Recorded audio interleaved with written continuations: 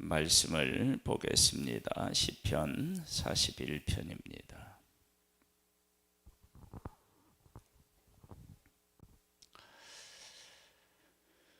1절에 보면 가난한 자를 보살피는 자에게 복이 있으며 재앙의 날에 여호와께서 그를 건지시리로다 그랬는데, 여기서 가난한 사람이 어떤 사람이냐,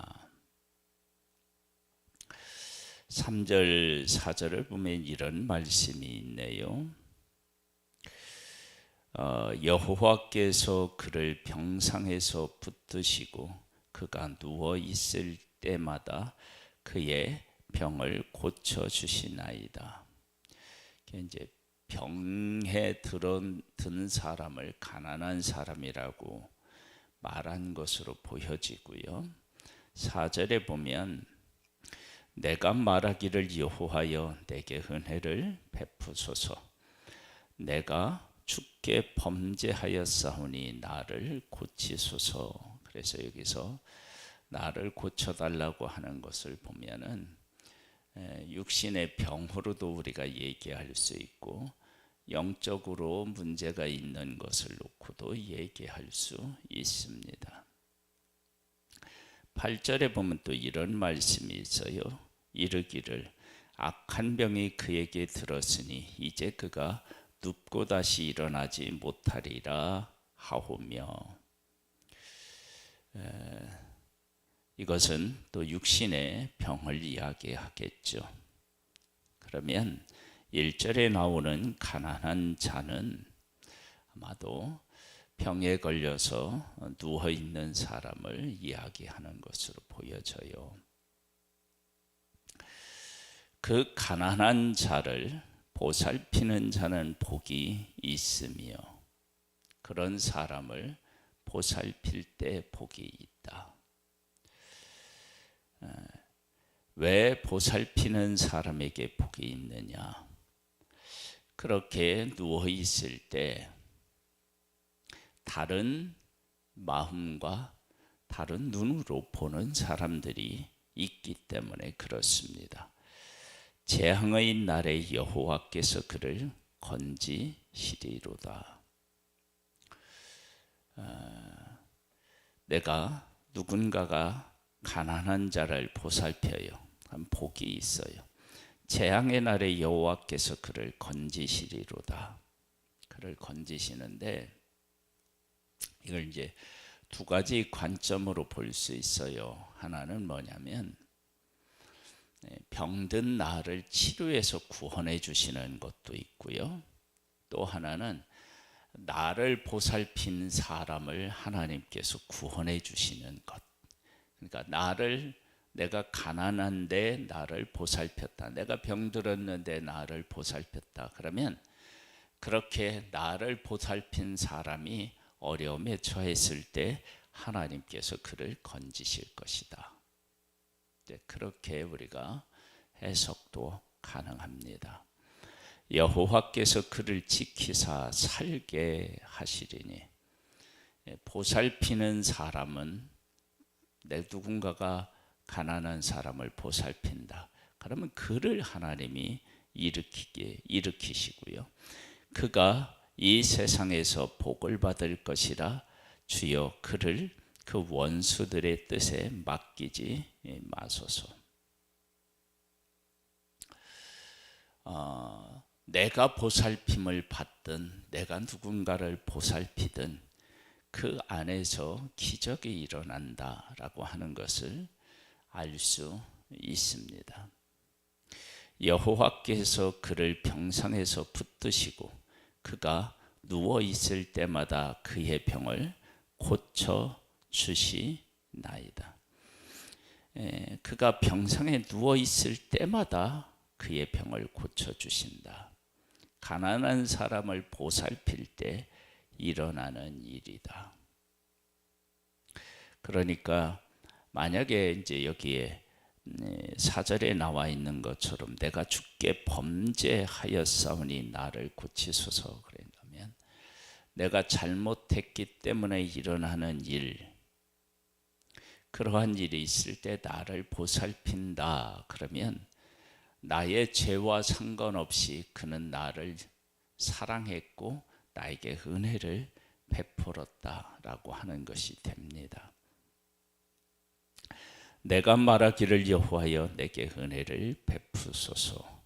내가 주께 범죄하였사오니 나를 고치소서 하였나이다. 나의 원수가 내게 대하여 악담하기를 그가 어느 때에나 죽고 그의 이름이 언제나 없어질까 하며 내가 병들었다. 그랬을 때 많은 사람들이 그가 죽기를 바란다라고 하는 거예요. 그런데 어떤 사람은 그를 보살피는 사람이 있다는 거예요. 나를 보러 와서는 거짓을 말하고 그의 중심에 악을 쌓았다가 나가서는 이를 널리 선포하오며 와서는 걱정하는 것 같고 왜 어떻게 그렇게 되었느냐, 얼마나 아프냐 이렇게 이제 질문하다가 그에 대한 정보를 알고 이러이러해서 그가 병들었다, 이렇게 아프다라고 이야기를 하면서 그에 대한 악한 말을 사람들에게 전한다는 거예요. 죽었으면 좋겠다, 그렇게 고생하는 것이 마땅하다, 이런 식으로 하는 거예요. 그런 일들이 얼마든지 우리에게서 일어날 수 있습니다. 나를 미워하는 자가 다 하나같이 내게 대하여 수군거리고 나를 해하려고 꾀하며 미워하는 자들이, 나를 미워하는 자들이 하나같이 수군거리고 나를 해하려고 꾀하며, 예수님께서 십자가를 지실 때 이러한 현상이 아주 분명하게 나타났던 것을 우리가 알 수 있습니다.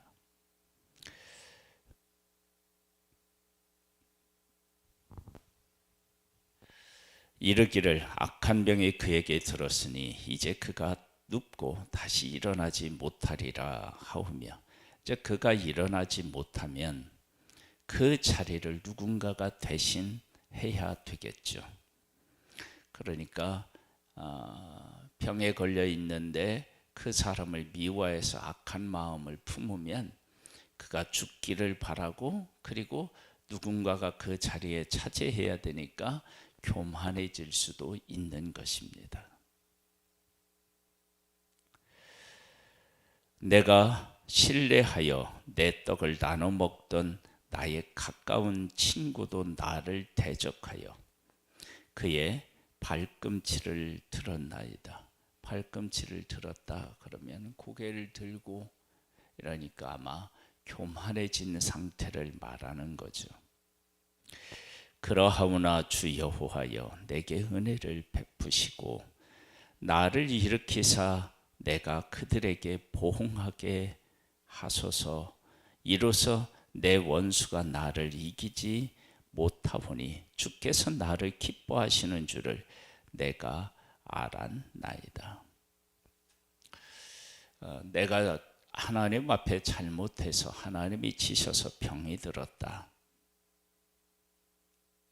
그럴 때 나를 끝까지 사랑하고 보살피는 그런 사람이 있는가 하면 대부분의 사람들은 내 원수가 되어서 나를 공격한다. 그러나 하나님은 어떻게 하시느냐? 주께서 나를 기뻐하시는 줄을 내가 알았나이다. 나를 치셨지만 여전히 나를 사랑하시고 나를 이끄시는 그런 분이시다. 치료하는 분이시다. 그렇게 해서 병들었을 때 마음이 변해서 나를 공격하는 사람들이 이기지 못하게 하시고, 어떻게 하느냐? 이 원수를 뭐냐면 내 원수가 나를 이기지 못하리니 주께서 나를 기뻐하시는 줄을 내가 알았나이다. 그러는 중에 하나님이 나를 내치시는 것이 아니라 나를 징계하시는 것이다.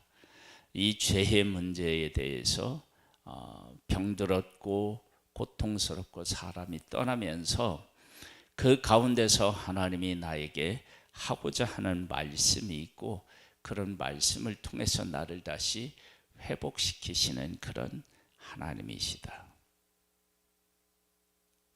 그러면서 병들었을 때 나를 떠나고 모함하고 하는 사람들을 원수라고 얘기하고 있어요. 왜 원수느냐? 하나님께서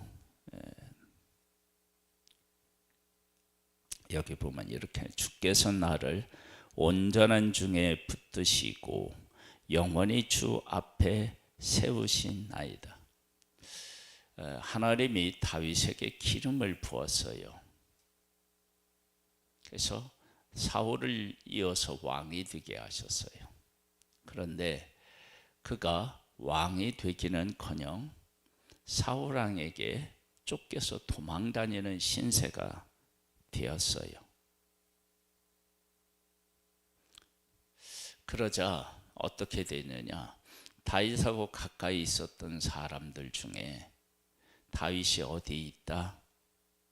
이런 것들에 대해서 이야기를 해서 사울이 다윗을 죽이려고 하는 일들이 있었습니다.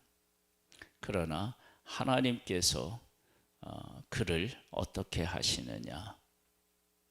다시 왕으로 때가 되었을 때 세우십니다. 우리가 병들었을 때에도 하나님께서 우리에게 어떻게 하시느냐? 그러면 우리가 잘못해서 내가 잘못해서 하나님이 나를 치셨다 할지라도 그것은 버린 것이 아니라 나를 깨닫고 내가 깨닫고 새롭게 되기를 온전하게 되기를 원하시는 분이 바로 하나님이시다. 그 하나님의 뜻을 거스리는 것이 바로 다윗이 병들었을 때 그를 버리고 험담하는 사람들을 이야기한다. 이스라엘의 하나님 여호와를 영원부터 영원까지 송축할지로다. 아멘. 아멘. 하나님이 택한 사람을 하나님께서는 끝까지 이렇게 책임지시는 분이십니다. 우리는 예수 그리스도로 말미암아 거듭나 하나님의 자녀가 되었습니다. 하나님은 우리가 잘못했을 때 징계하시는 분이시고요. 그로 인하여서 우리를 버린 것이 아니라 우리가 새로워지기를 하나님은 원하고 계십니다. 그 하나님과 함께 회복의 은혜를 입고 하나님의 하나님 되심을 찬양하고 나타내 보이는 복된 우리의 삶이 되기를 주님의 이름으로 축복합니다. 아버지 하나님 은혜에 감사함을 드립니다. 사람들은 내가 가난해졌을 때 나를 멸시하고 조롱하고 버리지만 그러나 하나님께서는 끝까지 나와 함께 하시고 나를 새롭게 하십니다. 그 하나님의 일에 동참하는 사람들이 복이 있을 것이다. 이렇게 기도하는 모습을 보게 됩니다. 아버지 하나님, 우리에게 은혜를 베풀어 주셔서 하나님과 함께하는 복 있는 사람 되기를 소망합니다. 그 하나님을 놓지 않고 끝까지 붙잡고 그 하나님을 고백하는 자 되기를 소망합니다. 은혜 위에 은혜를 더하시는 하나님께 감사함을 드리옵고 예수님의 이름으로 기도드립니다. 아멘. 하늘에 계신 우리 아버지여, 이름이 거룩히 여김을 받으시오며 나라에 임하옵시며 뜻이 하늘에서 이룬 것 같이 땅에서도 이루어지리이다. 오늘날 우리에게 일용할 양식을 주옵시고 우리가 우리에게 죄 지은 자를 사하여 준 것 같이 우리 죄를 사하여 주옵시고 우리를 시험에 들게 하지 마옵시고 다만 악에서 구하옵소서. 대개 나라와 권세와 영광의 아버지께 영원히 있사옵나이다.